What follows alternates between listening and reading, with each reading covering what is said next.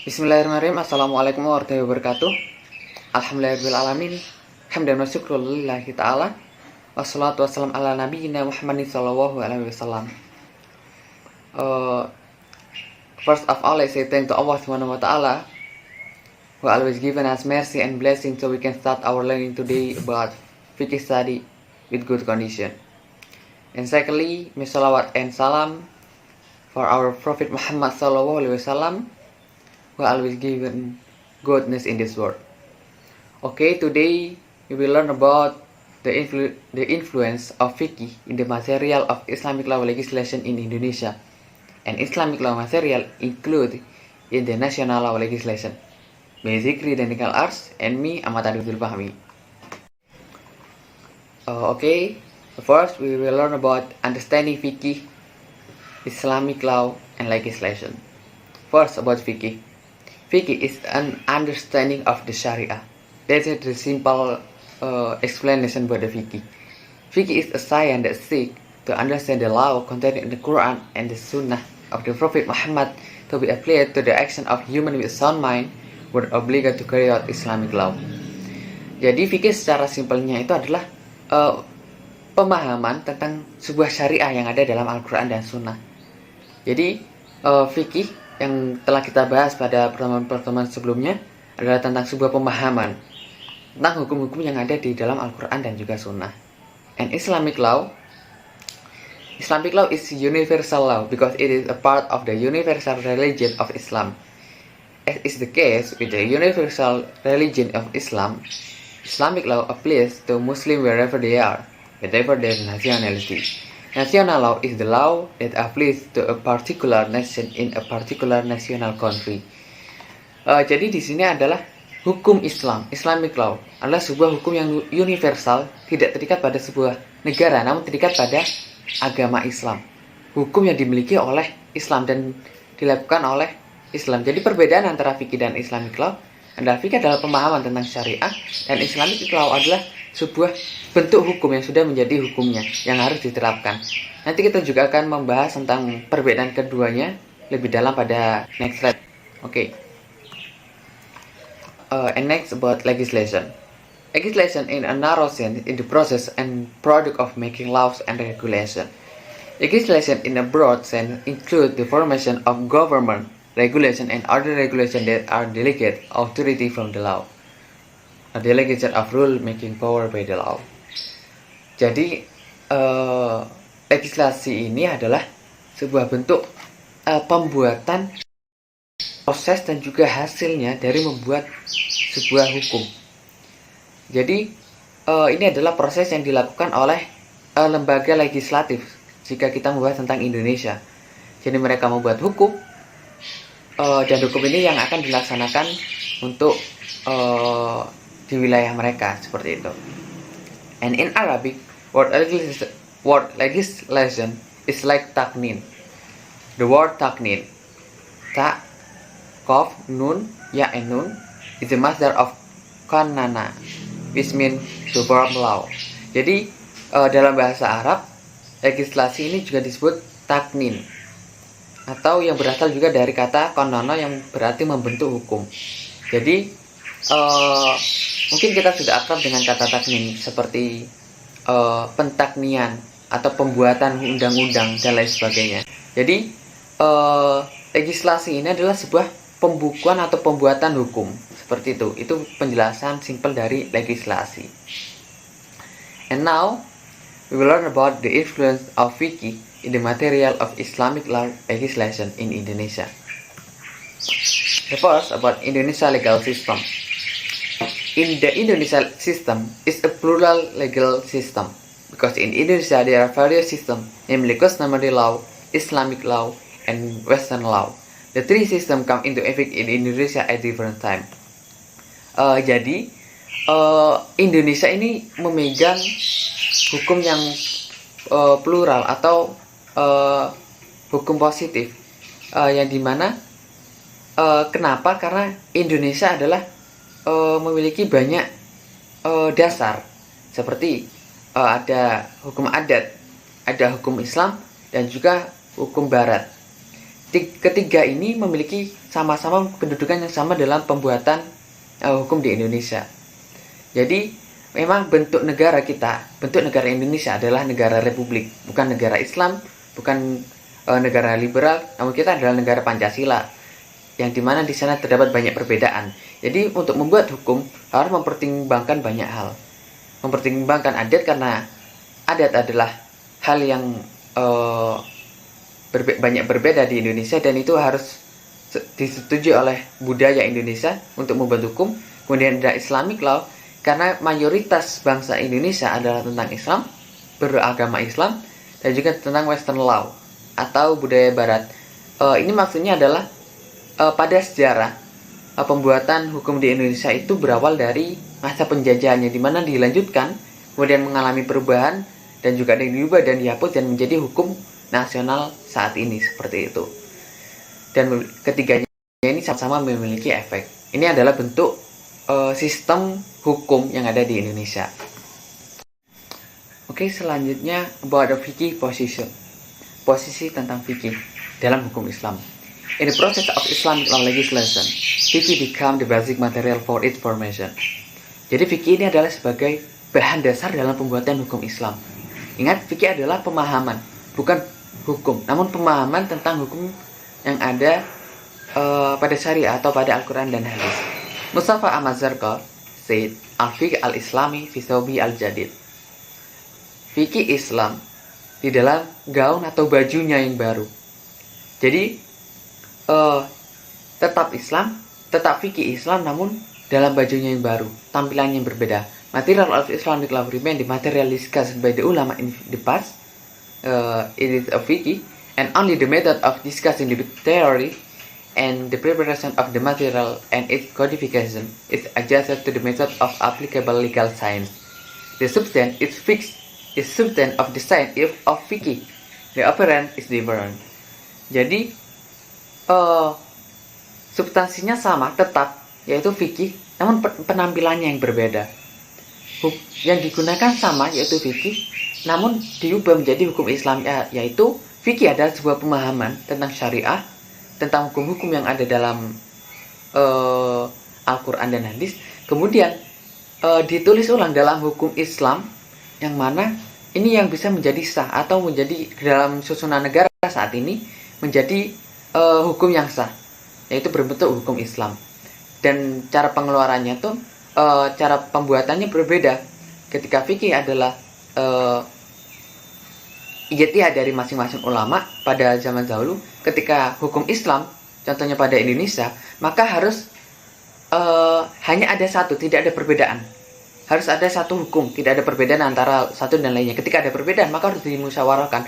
Oleh karena itu, pembuatan hukum Islam ini berbeda dengan fikih, yaitu dengan yang dimana applicable legal science, yang dimana cocok untuk saat ini, yaitu dikumpulkannya para ahli dan juga didiskusikan. Jadi tidak sendiri-sendiri dan mengeluarkan hasil sendiri, namun sebuah kesepakatan yang menjadi hukum Islam di sebuah negara. Seperti itu. It's about Islamic law legislation.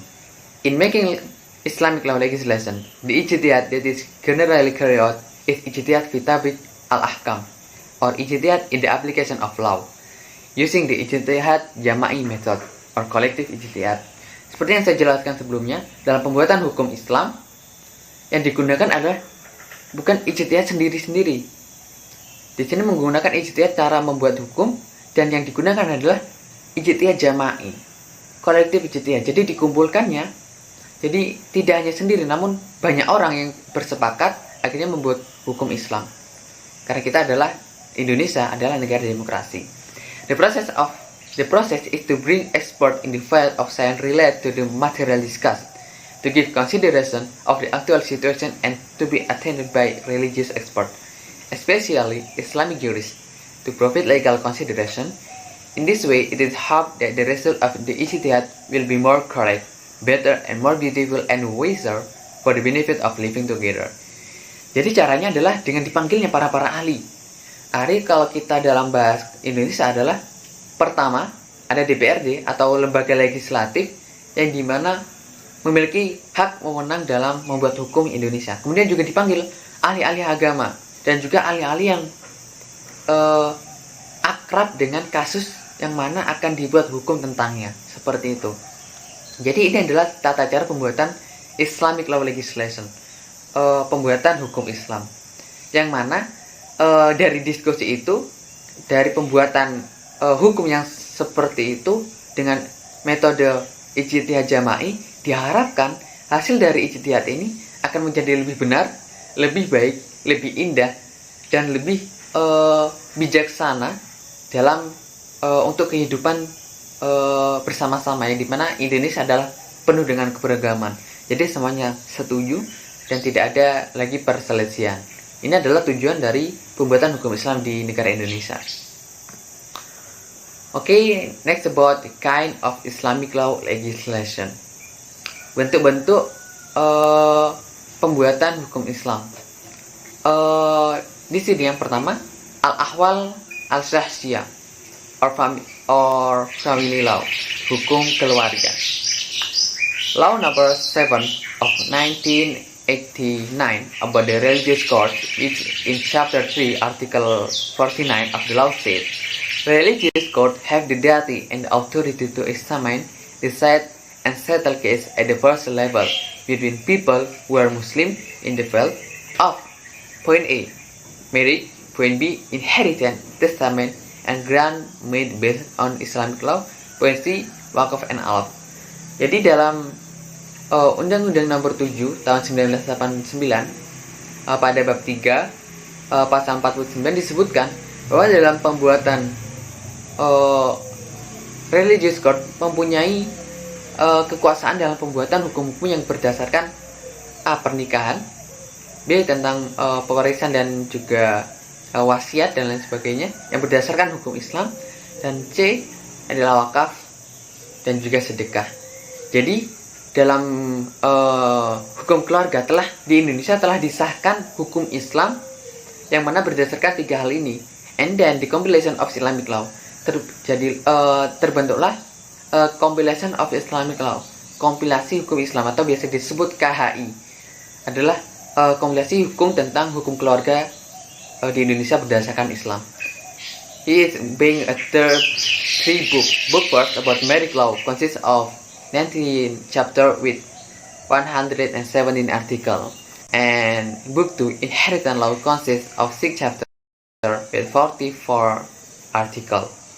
And then book 3 about the law of wakaf consists of 5 chapter with 40 article.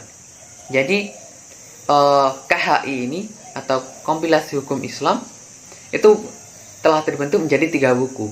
Ada buku 1, buku 2, ketiga. Buku 1 tentang pernikahan, poin A dalam Undang-Undang Nomor 7 1989, yang dimana berisi 19 bab dan juga 170 pasal. Kemudian buku kedua tentang inheritance law atau warisan, dan juga poin B intinya warisan dan juga wasiat. Di sini ada 6 bab dan diisi dengan 44 pasal, dari pasal 171 sampai pasal 214. And then buku ketiga tentang hukum wakaf, di mana poin ke C dalam hukum nomor 7 1989, yang dimana ini berisi 5 bab dan juga dari 14 pasal 215 sampai pasal 228. That's about legislation law about al-ahwal al-syahsiyah or family law. And then about legislation in the field of muamalah, pembuatan undang-undang dalam ranah muamalah atau muamalah. With the existence of a new concept, there must also be a legislation of new law. So here we will discuss about Islamic banking. For example, Law Number 7 of 1998 concerning banking, which was later amended by Law Number 10 of 1998. In this Law Number 10 of 1998, Article 6M state provide financing and carry out other activity based on Syariah principle in accordance with the provision stipulated by Bank Indonesia. Jadi di sini kita tentang membahas tentang Islamic banking, yang mana salah satu dalam pembahasan ranah muamalah, yang mana ini adalah Islamic banking adalah suatu hal yang baru, konsep baru, di mana bank yang merupakan bentuk halal. Di sini telah dikeluarkan sebuah undang-undang. Yang pertama ada Undang-Undang Nomor 7 tahun 1992, dan akhirnya diamandemen oleh atau diganti oleh Hukum Nomor 10 tahun 1998. Pada Hukum UU Undang-Undang Nomor 10 1998 artikel 6 ayat M mengatakan bahwa private financing atau Islamic banking ini digunakan untuk bisa melayani pembiayaan financing atau halal yang dilakukan bank lainnya berdasarkan syariah prinsipal, berdasarkan prinsip-prinsip syariah, dan juga berdasarkan sesuai ketentuan dari Bank Indonesia sebagai bank sentral yang ada di Indonesia. In Article 1 Paragraph 30 also mention mudorobah, musyarakah, murabah, ijariyah, and iktina. Dan juga pada artikel 1 paragraf 33 ini juga disebutkan bahwa ada mudorobah, musyarakah, dan murabah. Di mana ini adalah poin-poin yang ada dalam fikih, yang dimana tentang pembiayaan modal, dimana seperti saham, kita menanamkan modal, kita memberikan modal dan lain sebagainya, kemudian kita mendapatkan hasil dari menaruh modal. Ini adalah juga ada hukumnya berupa hukum Islam yang juga diambil dari fikih. Jadi saya ulangi lagi bahwa fikih dan hukum Islam itu sama. Fikih adalah bentuk pemahamannya dan hukum Islam adalah bentuk pengeluarannya. Isinya sama, hanya saja penulisan atau luarnya yang berbeda. Seperti itu. And now about legislation in the field of qada. In Indonesia, MUI has signed the establishment of the Indonesian Muamalat Arbitration Board, or BAMUI, on October 21, 1993. Then by Decree Number 9 MUI that 30 Syawal 1424 Hijriah or December 24, 2030 Masehi is determined to change the name of the Indonesian Muamalah Arbitration Board BAMUI to the National Sharia Arbitration Board or Basarnas. Jadi dalam hal qada, MUI telah membuat sebuah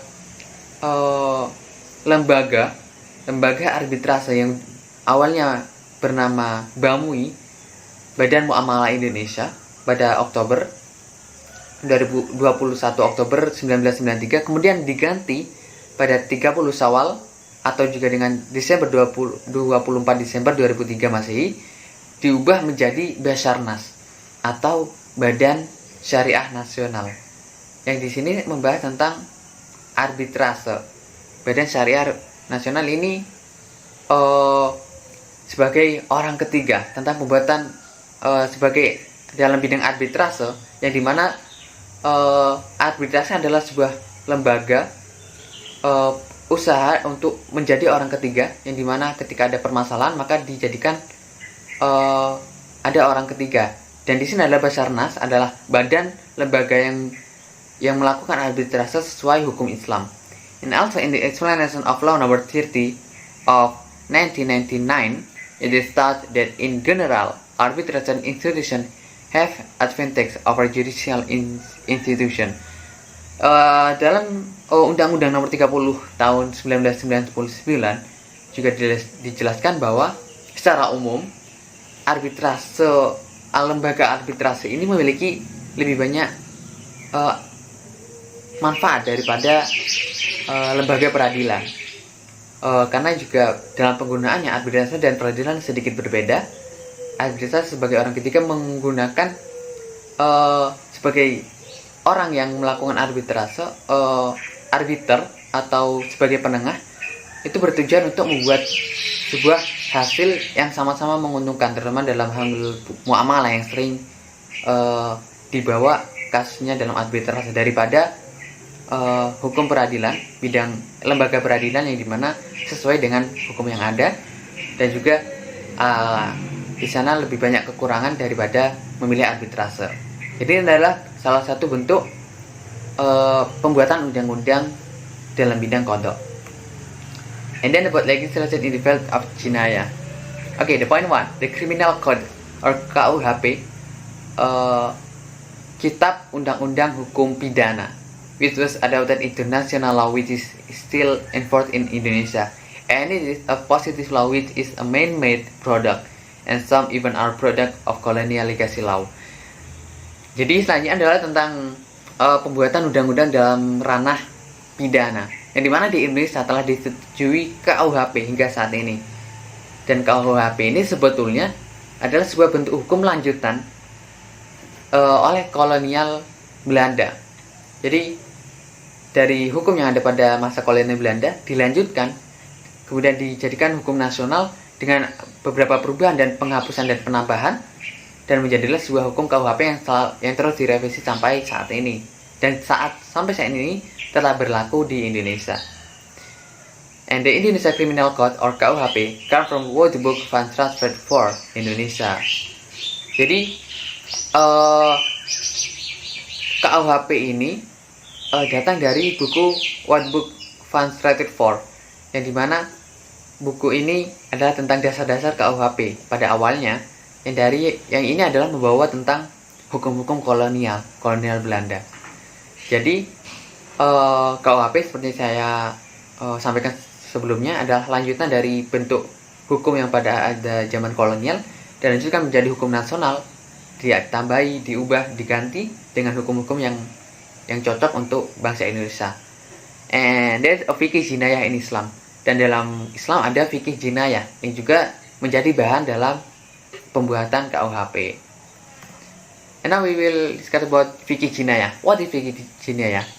Fikih jinayah is the Syariah of Allah SWT which regulate legal provision regarding criminal acts committed by mukallaf people as a result of understanding the detailed legal argument from Al-Quran and Hadith.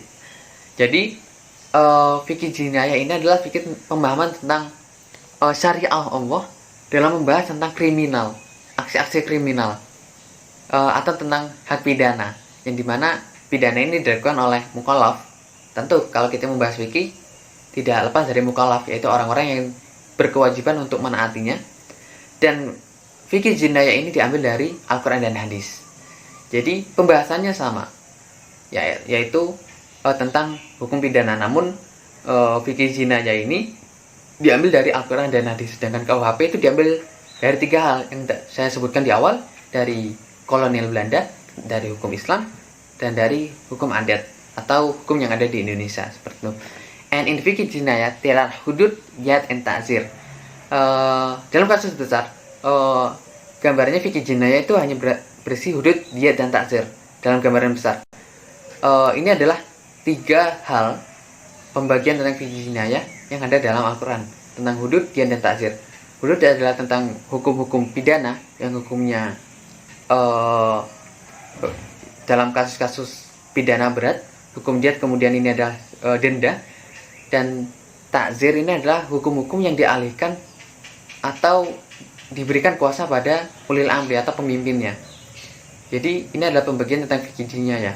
And fikih jinayah dealing with crime is carried more comprehensively, starting from strengthening faith, improving community morale, to eliminating cause of crime such as poverty and underdevelopment, and providing sanctions that have preventive and repressive power.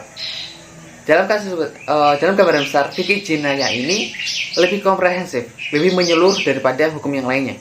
Karena dalam fikih jinayah ini ada tujuan dalam menguatkan iman, dan juga untuk memperbaiki moral, dan juga untuk mengurangi penyebab dari kriminal, yaitu kemiskinan. Loh, apa hubungannya hukum fikih jinayah dengan kemiskinan? Nah, di dalam fikih jinayah ini ada hukum yang berupa seperti denda dalam melakukan kesalahan. Ada denda ini adalah untuk mengurangi pelaksanaan dari tindak kriminal. Dan ini sanksi-sanksi ini fikih jinayah ini juga ada usaha atau ada kekuatan preventif dan juga represif. Ada ancaman dan juga ada pencegahan. Jadi di sini adalah sebuah kelebihan dari fikih jinayah. But in Indonesia we use republic, we use Pancasila. So, although Muslims are the majority in this country, the room for the enforcement of Islamic law is only available in the religious courts.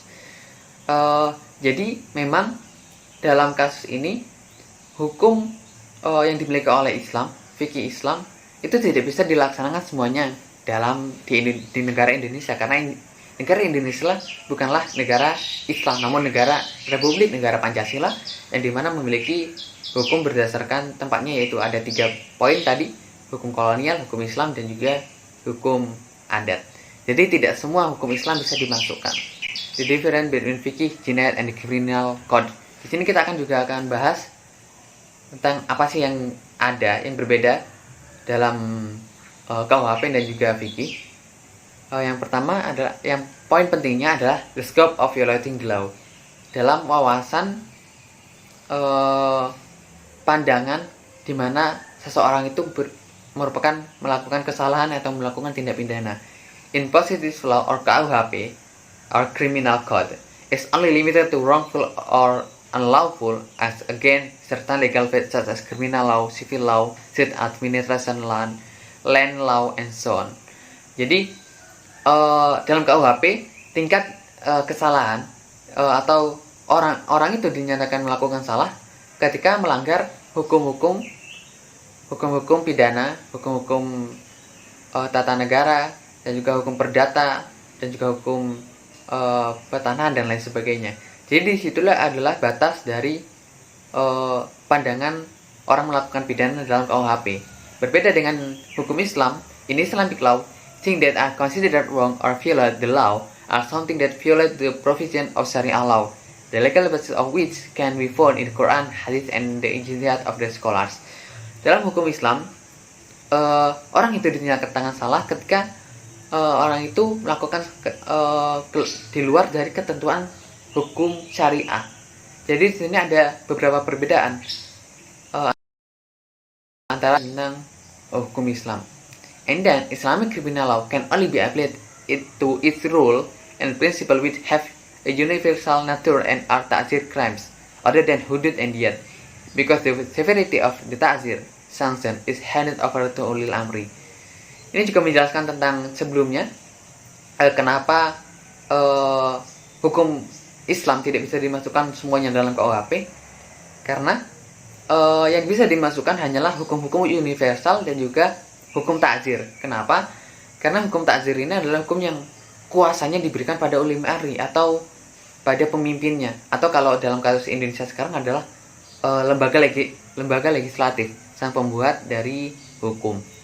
Jadi di sini adalah letak perbedaannya juga, di mana ketika kita bahas KUHP di situ hanya bisa yang dimasukkan oleh Islamic law hanya pada ta'zir. Tentang hudud dan diyat tidak bisa, karena hudud dan diyat adalah hukum Islam yang dimana menurut pandangan Indonesia itu tidak bisa dilaksanakan di Indonesia. Tentang hukuman mati atau hukuman puasa dan hukuman denda lainnya itu tidak bisa dipakai dasar dalam pembuatan hukum di Indonesia, karena Indonesia adalah bentuk negaranya bukan negara Islam namun negara republik atau negara Pancasila. Okay, I think that's all for me. And for the next topic, we'll present with my friend the clinical ask. Thank you.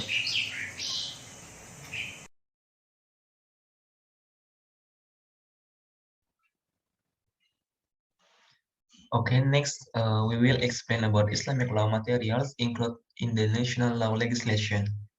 Indonesia is actually still classified as a developing country when viewed from various aspects, but economy, tourism not apart from politics and law.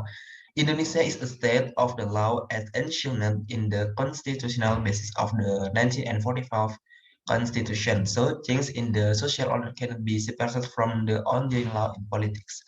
Sajib Harjo said the actual development in the legal context is an effort to change both the nature of contents of legal provision and efforts to direct the formation of new laws.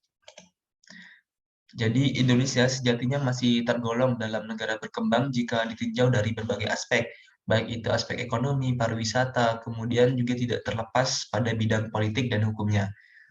Maka dengan keadaan yang demikian, setiap aspek tersebut terus berupaya untuk dikembangkan semaksimal mungkin guna memenuhi target-target Indonesia di masa depan. Kemudian juga Indonesia merupakan negara hukum sebagaimana yang termaktub dalam landasan konstitusional UUD 1945, maka perubahan tatanan masyarakat tidak terlepas dari hukum dan politik yang sedang berjalan. Pengembangan hukum sendiri bukan lagi sebuah cita-cita, akan tetapi memang menjadi suatu kebutuhan utama bagi negara berkembang seperti Indonesia ini. Kemudian Sajito Raharjo mengatakan bahwasanya sejatinya pembangunan dalam konteks hukum merupakan suatu usaha dalam merubah baik pada sifat dan isi ataupun ketentuan-ketentuan hukum serta usaha dalam mengarahkan pembentukan hukum itu sendiri. Kemudian juga sebagai bentuk upaya melaksanakan pembangunan masyarakat. With the majority of the Islamic community, it cannot be denied that Islamic law itself is still very instrumental in very legal development effort in this nation. However, the application of Islamic law also depends on the Islamic community itself. For example, more bank customers use conventional banks than Islamic banks, or in the distribution of inheritance rights, many take the district court route compared to religious courts. Kemudian berbicara mengenai hukum di Indonesia, maka sejarah akan munculnya hukum tentu tidak bisa kita abaikan. Dengan mayoritas masyarakat Islam, maka tidak bisa dipungkiri bahwa hukum Islam sudah melebur ataupun sangat berperan dalam setiap upaya pembangunan hukum di bangsa ini. Keinginan umat Islam untuk membangun hukum berlandaskan Al-Quran, As-Sunnah, dan Al-Ijtihad memang sudah tidak bisa dihindari lagi. Hal tersebut dikarenakan perjuangan para ulama yang memang bersikukuh dalam memperebutkan dan mempertahankan kedaulatan serta kemerdekaan bangsa ini.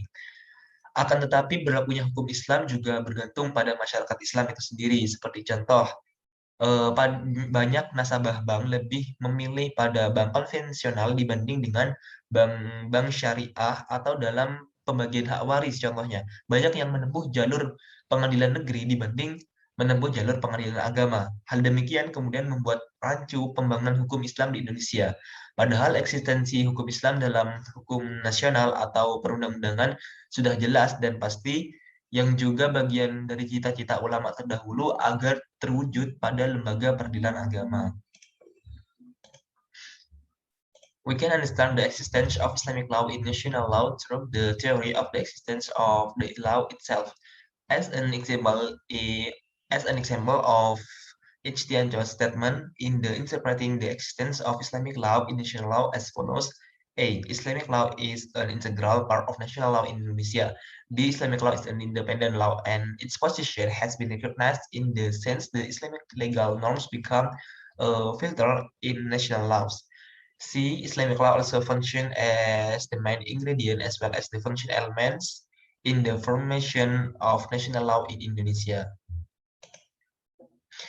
Kemudian eksistensi hukum Islam dalam hukum nasional dapat kita pahami melalui teori eksistensi hukum itu sendiri.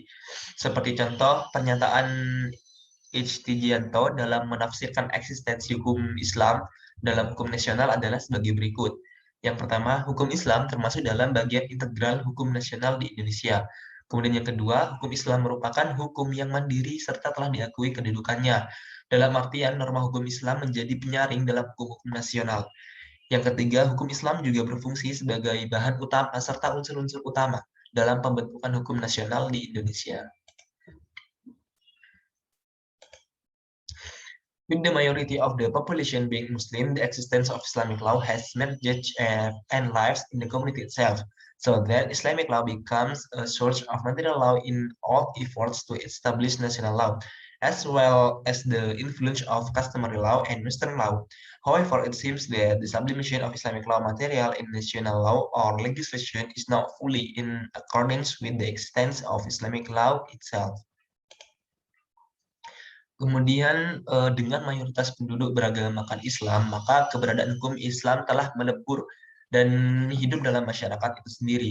Sehingga hukum Islam menjadi sumber hukum material dalam segala upaya pembentukan hukum nasional. Di samping juga pengaruh hukum adat dan hukum barat. Sejatinya meleburnya hukum Islam dalam masyarakat bukanlah suatu pembaruan, karena hal ini tidak terlepas pada sejarah akan datangnya Islam di Indonesia, bahkan sejak zaman kolonial Belanda atau sebelumnya. Pengertian hukum Islam sebagaimana yang telah disinggung dalam awal-awal pembahasan tadi, bahwa hukum Islam berasal dari pedoman-pedoman utama ajaran Islam itu sendiri, baik Al-Quran, As-Sunnah, dan Al-Ijtihad. Pedoman agama Islam inilah yang mengatur segala urusan ataupun perkara yang sifatnya menjadi sebuah kebenaran universal, sebagaimana agama Islam diturunkan langsung oleh Allah dengan hakikat dan substansi agama yang universal.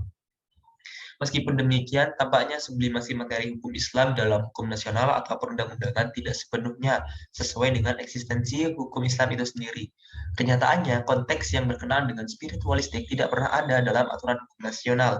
Hukum Islam yang kemudian banyak melebur ataupun terdapat dalam hukum nasional hanyalah terbatas pada aspek-aspek duniawi saja dan lebih menitik beratkan pada tanggung jawab perkara serta urusan di dunia. Sebaliknya, perkara dengan konteks ukhrawi itu sama sekali tidak berkaitan dengan hukum nasional. Maka menjadi realita yang dapat kita lihat di sekeliling masyarakat bahwa meskipun mayoritas memeluk agama Islam, akan tetapi hukum dalam dimensi religius tidak akan pernah terlihat. Next, Islamic values such as divinity, justice, morality, and humanity are no longer related to the religious dimension that exists in Islam, even from the word integrity with religion. The Dutch government recognized the application of Islamic law, such as in aspect of family law, marriage law, and inheritance law. Even family law has been established in the form of regulation. A resolution that in this regarding of May 25, 1960, B. Article 11 of the law on argument Bepaligen fund with giving, as well as in the requirement of 1955, Article 75, paragraph. Nilai-nilai Islam seperti ketuhanan, keadilan, moralitas, dan kemanusiaan tidak lagi berkenaan dengan dimensi religius yang ada dalam Islam, bahkan jauh dari kata integritas dengan agama.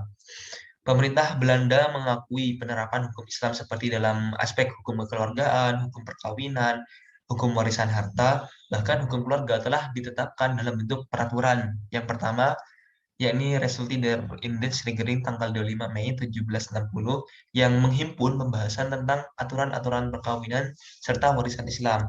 Selain itu juga terdapat dalam Undang-Undang Algemeen Bepaligen van Wetgeving pasal 11 maupun dalam Regering tahun 1855 pasal 75 ayat 3. After the Dutch colonial period of the VOC, Islamic law no longer has a position as national law that can be obeyed and applied. Indonesia needs the transformation of religious values into positive national law to bridge the disconnection of the integration relationship between the two. Kemudian pasca masa kolonial Belanda atau VOC, hukum Islam tidak lagi mendapat kedudukan ataupun posisi sebagai hukum nasional yang dapat dipatuhi dan diterapkan.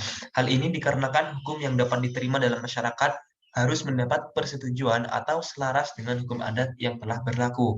Contoh saja, pada tahun 1937, pemerintah Belanda memindahkan kuasa hukum dalam mengatur kewarisan dari pengadilan agama ke pengadilan negeri. Di sisi lain, hal tersebut merupakan bagian ataupun cara dari pemerintahan Belanda untuk menjatuhkan agama Islam di Indonesia. Kemudian, Indonesia memerlukan transformasi nilai-nilai agama ke dalam hukum positif nasional untuk menjembatani terputusnya hubungan integrasi antara keduanya. Peradaban Islam yang kemudian diharapkan dalam kehidupan bernegara ini dapat tercapai dengan cara-cara yang mampu menjamin terlaksananya sistem hukum yang lebih baik. Integrasi hukum dengan agama melalui transformasi nilai-nilai Islam mampu meminimalisir tendensi kepentingan yang bersifat pribadi ataupun kelompok. Meskipun hukum positif nasional tidak mengawasi perbuatan seseorang, tetapi dengan nilai-nilai Islam seseorang akan selalu merasa terawasi oleh Tuhan. Karena tujuan utama hukum bukan hanya sekedar mengatur dan memberi punishment atau sanksi, akan tetapi juga memperbaiki sikap, karakter, moralitas, dan akhlak manusia agar menyadari dirinya sebagai makhluk Tuhan yang baik. As an example of effort to transform Islamic law into national law, we can see how the 1945 Constitution was changed from the perspective of Islamic law. The first, making the Jakarta Charter on June 22, 1945, proportionally and with full harness based on the national interest, is the right thing from the point of view of Islamic teachings. In Islam, it has been taught so that you must do was strap, harness, and far as that in Quran Surah Al-Isra, verse 81. Kemudian sebagai contoh upaya transformasi hukum Islam ke dalam hukum nasional, dapat kita melihat bagaimana perubahan Undang-Undang Dasar 1945 dengan perspektif hukum Islam. Hal-hal dalam perubahan tersebut tentu bersifat umum sesuai dengan ajaran hukum Islam dan terbatas pada perubahan yang diperbolehkan dalam ajaran Islam. Contoh yang pertama adalah membuat Piagam Jakarta pada 22 Juni 1945 dengan proporsional serta penuh kejujuran berdasarkan pada kepentingan nasional merupakan hal yang tepat dalam kacamata ajaran Islam. Dalam agama Islam telah diajarkan agar supaya manusia berbuat jujur, baik, dan adil sebagaimana yang termaktub dalam Quran Surah Al-Isra ayat 81. Bismillahirrahmanirrahim. Wa qul ja'al haqqu wa zahaqal batil innal batila kana zahuqa. Meaning, say the truth has come and the falsehood has disappeared. Verily, the vanity will surely disappear.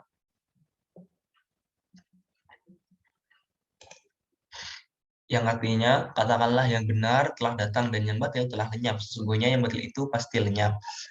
Kemudian kandungan ayat ini jelas bermakna bahwa sebagai umat Islam tidak boleh membiarkan kebatilan bebas, karena hal demikian tidaklah disukai oleh Allah. Dan sebaliknya, kebenaran harus dipertahankan dan diperjuangkan sampai kapanpun. Membiarkan kebatilan sama saja mengundang bahaya bagi kepentingan umum. Dan dalam konteks ini sama saja dengan membahayakan keadaan suatu negara. Kondisi negara yang demikian, maka tidak lain adalah akibat dari para penguasa negara yang tidak patuh akan hukum yang telah ditetapkan. Maka dengan adanya Piagam Jakarta yang menjiwai Undang-Undang Dasar menjadi sebuah keniscayaan reformasi terhadap Undang-Undang 1945 yang secara jelas harus meletakkan Piagam Jakarta 22 Juni 1945 sesuai dengan proporsinya. And next, amendments to the 1945 Constitution have been determined in the accordance with the proportion. So there is no fit for efforts to change the preamble to the Jakarta Charter because it has been stipulated in a national agreement. Based on the teachings of Islamic law, it can be justified if you delete the research of the deliberation discussion as stated in Quran Surah Al-Imran verse 159. Kemudian contoh selanjutnya adalah perubahan Undang-Undang Dasar 1945 yang telah ditetapkan sesuai dengan proporsinya, maka tidak perlu adanya upaya untuk mengubah pembukaan Piagam Jakarta, sebab telah ditetapkan dalam kesepakatan nasional. Berdasarkan ajaran hukum Islam pun tidak dibenarkan apabila mengingkari hasil keputusan musyawarah. Hal ini termaktub dalam Quran Surah Al-Imran ayat 159. Bismillahirrahmanirrahim. Fabima rahmatin minallahi lintalahum wa la kunta fadlan ghalidan qalbi lan fadlu min hawlik fa'fu anhum wastaghfir lahum wa shawirhum fil amr fa idza azamta fatawakkal 'ala Allah innallaha yuhibbul mutawakkilin. Meaning, so by the grace of Allah, you Prophet Muhammad were gentle with them. If you are too and rough heart, they will certainly stay away from around you. Therefore, forgive them, ask forgiveness from them, and consult with them in all matters important. Then you have made up your mind. Put your trust in Allah. Verily, Allah knows those who put their trust. Yang artinya adalah, maka berkat rahmat Allah, engkau Nabi Muhammad berlaku lemah lembut terhadap mereka. Seandainya engkau bersikap keras dan berhati kasar, tentulah mereka akan menjauh dari sekitarmu. Oleh karena itu, maafkanlah mereka, mohonkanlah ampunan untuk mereka, dan bermusyawarahlah dengan mereka dalam segala urusan. Kemudian apabila engkau telah membulatkan tekad, bertawakallah kepada Allah. Sesungguhnya Allah mencintai orang-orang yang bertawakal. Dari kandungan ayat ini jelas menunjukkan betapa besarnya ajaran Islam menghargai sebuah keputusan dan musyawarah. Adapun jika realitanya keputusan tersebut belum atau sama sekali tidak sesuai dengan kehendak ataupun cita-cita seseorang, maka orang tersebutlah harus bertawakal kepada Allah Subhanahu wa Ta'ala. I think enough for me, and thanks for your attention. And next we will discuss any question. Thank you. Wassalamualaikum warahmatullahi wabarakatuh.